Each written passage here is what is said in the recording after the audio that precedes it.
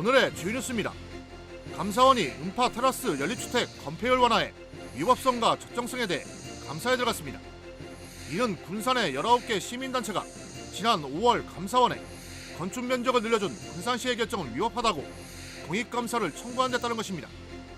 감사원은 건폐율 완화 선정 방식을 중점적으로 살필 것으로 알려졌습니다. 일산시청이 54년 만에 새 보금자리를 마련해 입주실을 갖고 사무실 입주에 들어갔습니다. 사무실은 오는 14일까지 이전하게 됩니다. 옛 청사 철거와 함께 광장, 다목적 홀 등 시민 편의시설 건립은 오는 11월부터 시작됩니다.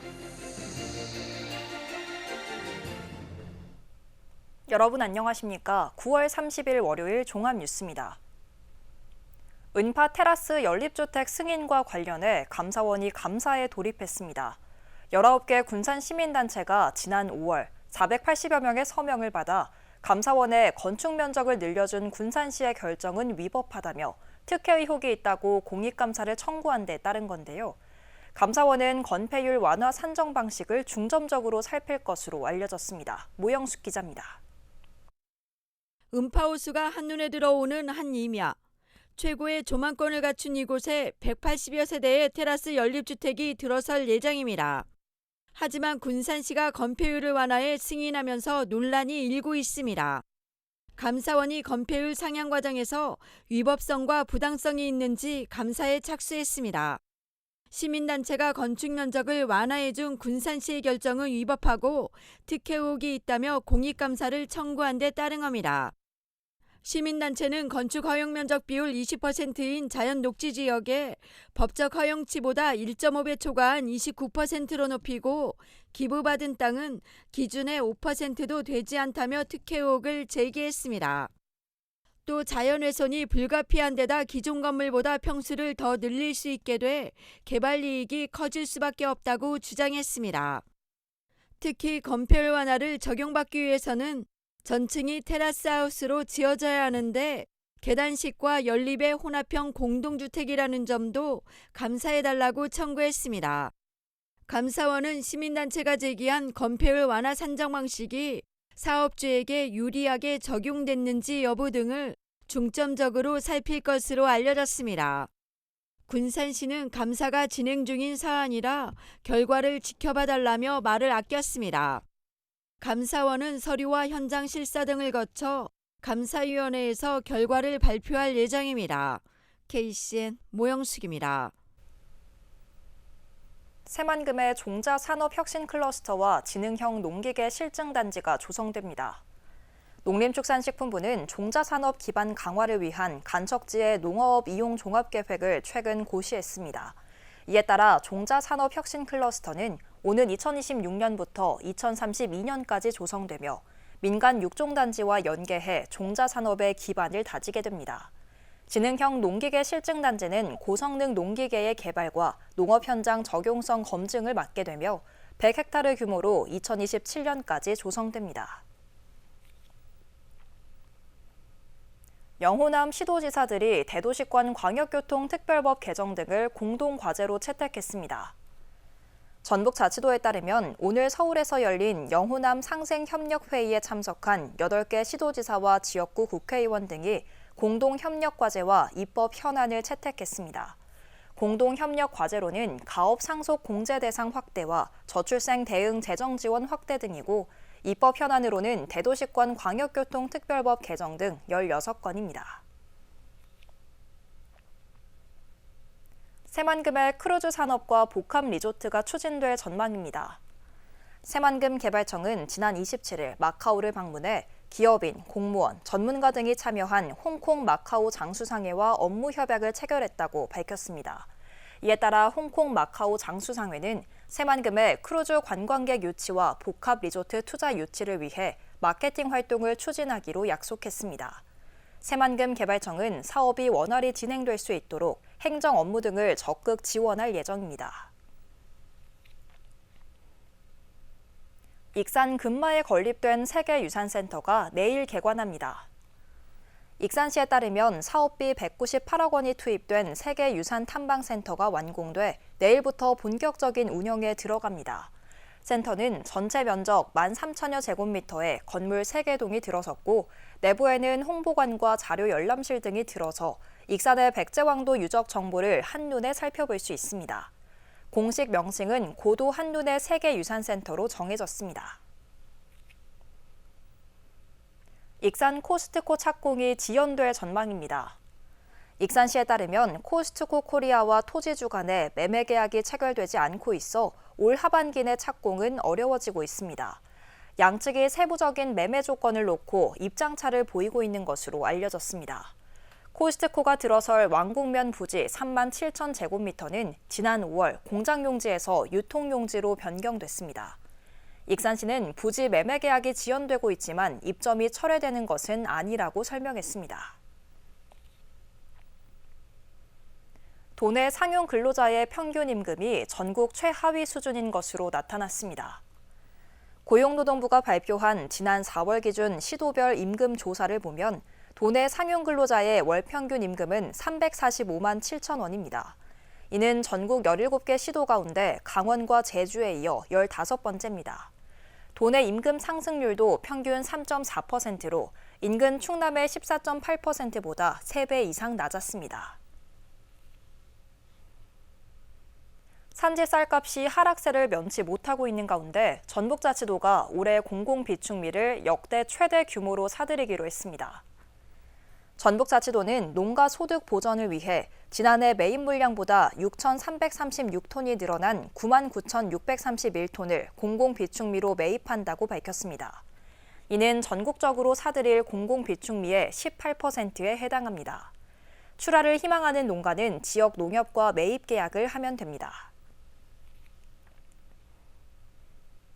이스타항공이 동절기 군산과 제주 노선 운항을 중단했지만 슬롯은 그대로 남아있는 것으로 알려졌습니다. 전북자치도에 따르면 지난해 9월부터 오는 2028년 12월까지 실무 협약 기간이 남았지만 최근 파기하는 공문을 발송했습니다. 하지만 군산과 제주 노선 항공기가 공항에서 이착륙하기 위해 배분된 시간인 슬롯은 2개가 유지되고 있습니다.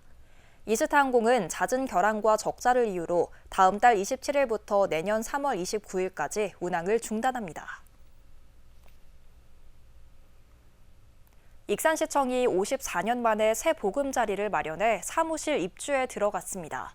1단계 사업인 신청사가 완공돼 오는 14일까지 부서 입주가 마무리되는데요. 구청사 철거와 함께 다목적 홀등이 건립되는 2단계 사업은 11월부터 시작됩니다. 최정호 기자입니다. 익산시 신청사가 완공됐습니다. 연면적 4만여 제곱미터에 지하 2층, 지상 10층 규모입니다. 익산시청이 54년 만에 새 보금자리를 마련한 겁니다. 우리는 이 시청사를 입주하는 것을 단순히 하나의 건물을 졌다 그런 의미가 아니고 익산의 새로운 시대를 열어간다 그런 개념으로 지금 준비를 하고 있습니다. 익산시는 30일 입주식을 갖고 부서 입주를 본격화했습니다. 오는 4일 기획예산과와 감사위원회 등 5개 부서가 가장 먼저 입주하고 이어 아동보육과와 복지정책과 등이 차례로 입주하게 됩니다. 또 임시청사에 나가 있는 문화관광산업과와 기업 일자리과 등도 신청사로 들어오게 됩니다. 하멸 부부청사는 종전대로 유지됩니다. 익산시의회가 별도로 마련된 신청사에 오는 14일 입주하게 되면 부서 입주 작업은 마무리됩니다. 의회는 새로운 보금자리에서 새로운 마음으로 우리 익산의 경제, 산업, 문화 등 시민의 삶이 더 나아질 수 있도록 수준 높은 의정 활동에 집중하도록 하겠습니다. 익산시 신청사 건립은 전체 사업비 1,100억 원을 들여 2단계로 나눠 추진되는 상황. 1단계인 신청사가 완공되면서 11월부터는 550억 원 규모의 2단계 사업이 시작됩니다. 종전에 시청사와 시의회 건물이 철거되며 그 자리에 내년까지 500석 규모의 다목적 홀과 주차장, 정원 등이 수송됩니다. 다목적 홀은 회의 공간으로 활용되고 시민들이 자유롭게 이용할 수 있습니다. 500석 정도 되는 회의실, 그다음에 그 공간, 그리고 주민들도 자연스럽게 쓸 수가 있고 54년 만에 새 보금자리를 마련한 익산시. 임시청사와 제2청사 등에 분산됐던 부서들이 한 곳에 모이면서 행정 서비스 편의성이 높아질 것으로 보입니다. KCN 최정호입니다. 군산이 고령화 시대에 접어들면서 치매 환자가 6천 명을 넘어섰습니다. 군산시 보건소에 따르면 지난해 만 60세 이상 치매 환자 수는 6,047명으로 집계됐습니다. 연도별로 보면 지난 2021년 5,464명에서 2022년 5,777명으로 매년 평균 300여 명가량이 늘고 있습니다. 치매 유병률도 지난 2021년 7.5%에서 2022년 7.63%, 2023년 7.75%로 증가했습니다. 도내에서 개인형 이동장치 사고가 늘고 있습니다. 전북경찰청에 따르면 전동 킥보드 등 개인형 이동장치 사고는 지난 2021년 27건에서 지난해에는 51건이 발생해 1명이 숨지고 140명이 다쳤습니다. 특히 개인형 이동장치 사고는 20, 30대에서 집중적으로 발생해 안전대책 마련이 시급합니다. 도내에서 농기계 사고가 끊이질 않고 있습니다. 농촌진흥청이 문금주 의원에게 제출한 자료를 보면 지난 2018년부터 5년간 도내에서 발생한 농기계 사고는 모두 697건입니다. 이는 경북과 경남, 전남에 이어 전국에서 4번째로 많습니다. 농기계 사고로 36명이 목숨을 잃었고 사고 유형별로는 끼임 사고가 가장 많았습니다. 지난 2006년부터 지방세 체납자 실명 공개가 이뤄지고 있지만 효과를 내지 못하고 있는 것으로 드러났습니다. 한병도 의원이 밝힌 행정안전부 자료를 보면 지방세를 1년 이상 1,000만 원 이상 체납해 실명이 공개된 4만 1,932명 중 10년 이상 장기 체납자는 전체의 43%인 17,927명에 달했습니다. 이 중에는 36년 동안 지방세를 내지 않은 체납자가 있고 무려 9,210건에 걸쳐 11억 9천만 원을 내지 않고 있는 체납자도 있습니다. 한 의원은 상습 체납자에 대한 강력한 징수 활동이 필요하다고 지적했습니다. 익산 상병수당 지원 대상자가 10월부터 확대됩니다. 익산시에 따르면 기존 4일 이상 입원 치료자에서 10월부터는 8일 이상 재택 통원 치료자까지 확대 적용됩니다. 상병수당은 근로자가 업무와 관련 없는 질병이나 부상으로 경제활동이 불가능한 경우 최저임금의 60%를 지급하는 것으로 하루 47,560원씩 최대 150일까지 받을 수 있습니다. 도내 임대주택 70%가 이른바 깡통주택인 것으로 나타났습니다. 민주당 이춘석 의원에 따르면 최근 4년 동안 도내에서 임대보증금 보험에 가입된 주택은 6만 1,000여 가구입니다. 이 가운데 부채 비율이 80%를 넘은 가구는 70.9%인 4만 3천여 가구에 달했습니다. 이 의원은 보증사고가 갈수록 늘고 있다며 주거 안정을 위한 대책 마련이 시급하다고 지적했습니다. 친환경 농작물 생산 농가에 대한 직불금이 7년 만에 인상됩니다. 농림축산식품부는 친환경 쌀 생산 농가의 직불금을 헥타르당 25만 원 인상하기로 결정했습니다. 이에 따라 유기농업 노는 95만 원, 무농약 노는 75만 원을 받게 됩니다. 또 유기농업을 한 지 6년이 넘는 농가는 인상된 유기 지속 단가가 적용돼 노는 헥타르에 57만 원, 밭은 78만 원, 과수는 84만 원이 지급됩니다. 도내 지자체는 중국산 전기 저상버스를 도입하지 않은 것으로 나타났습니다. 이춘석 의원이 밝힌 국토교통부 자료를 보면 지자체가 정부 보조금을 받아 도입한 전기 저상버스는 모두 7,694대이며 이 중 37.1%인 2,855대가 중국산입니다. 이에 투입된 보조금은 1,248억 원에 달합니다. 도내에는 64대가 도입됐지만 중국산은 단 한 대도 없고 경기도가 1,951대로 가장 많습니다. 계속해서 전북권 뉴스입니다. 도내 정치권이 제2중앙경찰학교의 남원 유치를 위해 총력전을 펼치고 있습니다. 김관영 지사와 지역 국회의원, 최경식 남원시장 등은 국회 소통관에서 기자회견을 열고 제2중앙경찰학교를 남원에 건립해야 한다고 강조했습니다. 전북도는 학교가 남원시에 설립되면 300억 원 이상의 경제적 파급 효과와 300여 명의 상주 인력이 유입될 것으로 기대하고 있습니다. 경찰청은 10월에 후보지 3곳을 실사하고 오는 11월 최종 선정할 예정입니다. 고속도로에서 음주 측정을 거부해 현행범으로 체포되고도 5급 사무관으로 승진해 논란이 됐던 공무원이 벌금형을 선고받자 검찰이 항소했습니다. 전주지검 남원지청은 도로교통법상 음주 측정 거부 혐의로 재판에 넘겨진 남원시 공무원 A씨에게 벌금 1,500만 원을 선고한 1심 판결에 대해 항소했습니다. 검찰은 피고인의 운전거리가 상당했고 갓길에 차를 세우고 잠이 들어 교통사고 발생 위험이 컸다고 강조했습니다. 또 신분을 밝히며 경찰관을 회유하려 했던 점도 고려했다고 항소 이유를 밝혔습니다. 태권도 진흥재단이 해외에 태권도를 알릴 태권도 봉사단을 10월 27일까지 모집합니다. 재단은 태권도 3단 이상 20여 명을 뽑아 내년 1월부터 한 달간 브라질, 호주, 몽골 등 8개국에 파견할 예정입니다. 지난해에는 남아공, 스리랑카 등 4개국에 14명을 파견해 태권도 저변 확대와 스포츠 외교 분야에서 성과를 거뒀습니다. 지금까지 정부권 뉴스 추정호입니다. 전국 출생아 수는 늘었지만 도내 출생아 수는 줄었습니다. 통계청에 따르면 지난 7월 도내 출생아 수는 547명으로 지난해 580명보다 5.6%인 33명이 감소했습니다. 전국 17개 시도 가운데 전북과 제주에서만 지난해보다 출생아가 감소했습니다. 한편 지난 7월 전국적으로는 2만 601명이 태어나 지난해보다 7.9% 증가했습니다. 익산문화체육센터 내부시설 개선이 완료됐습니다.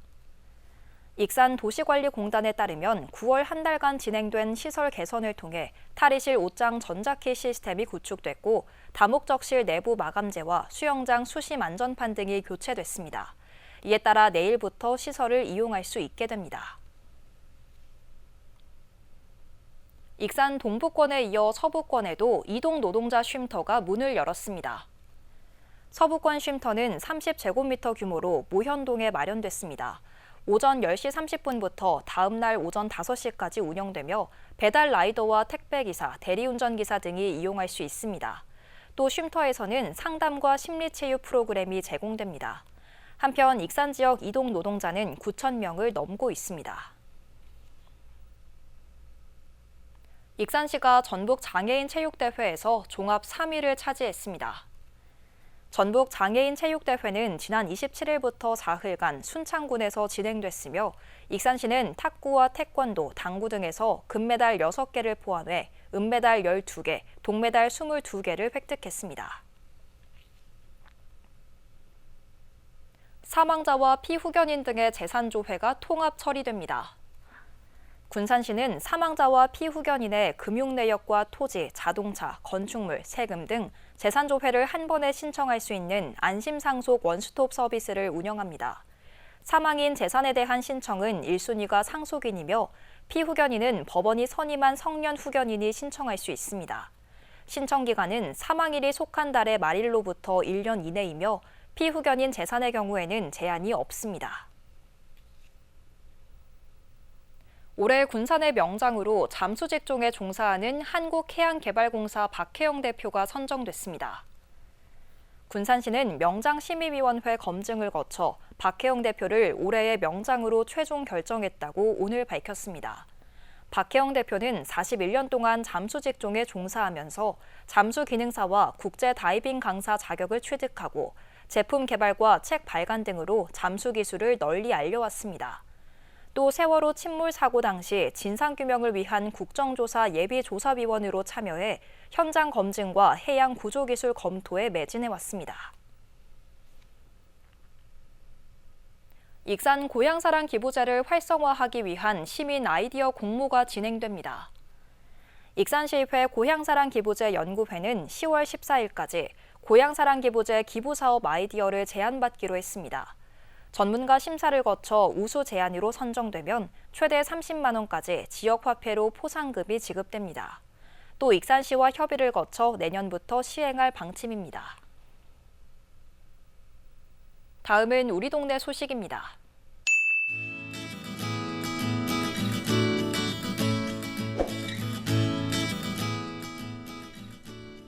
익산시 동산동 행정복지센터가 지역사회보장협의체와 함께 어르신 봄날 사진관을 운영합니다. 어르신 봄날 사진관은 임의용 종사자와의 협업으로 진행하는 특화 사업인데요. 11월까지 고령자와 기초생활수급자, 차상위 계층의 노인 부부까지 27명을 대상으로 사업을 진행합니다.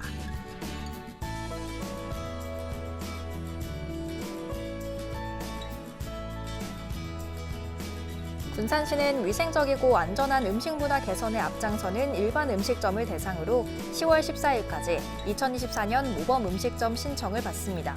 신청하고 싶은 영업자는 지정 신청서를 군산시 위생행정과 읍면동 주민센터, 한국외식업중앙회 군산지부에 제출하면 됩니다. 이어서 내일의 날씨입니다.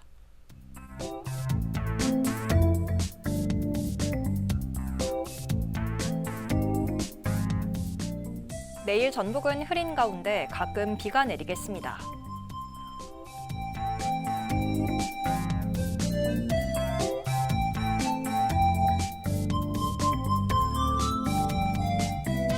기온은 14도에서 출발해 25도까지 오르겠습니다.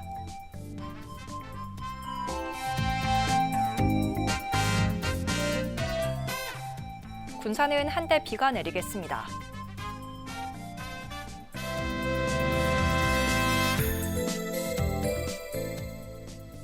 익산도 가끔 비가 내리겠습니다.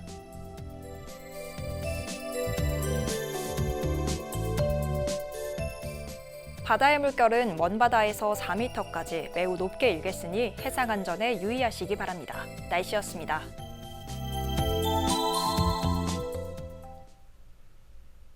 이상으로 KCN 종합뉴스를 마칩니다. 정확한 보도로 늘 함께하겠습니다. 시청해주신 여러분 고맙습니다.